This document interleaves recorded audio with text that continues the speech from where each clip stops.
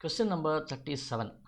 Nuclide X with the proton number Z undergoes beta positive decay, positron decay. Okay, to form nuclide Y, the decay may be represented by the equation X given rise to Y plus beta plus W. See, whenever there is an antiparticle like beta positive, positron, this W will definitely be a neutrino. First, write down the facts, then we will proceed further. Okay. What is the proton number of Y? He is asking you what is the proton number and what is the, in which particle is represented by the symbol W.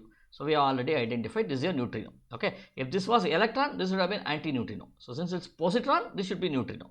So these two goes wrong. So any one of them now.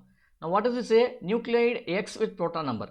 If this was Z over here, now what should this be? This should have become Z minus 1. Why Z minus 1? Because if this is XZ over here, then this should be Z minus 1 Y, so that this will be plus 1 E0. See, Z minus 1 plus 1 becomes Z over here. So it's balanced. Atomic number gets balanced. So therefore, this should be Z minus 1, right? So the right answer is Z minus 1 and neutrino, which is B over here.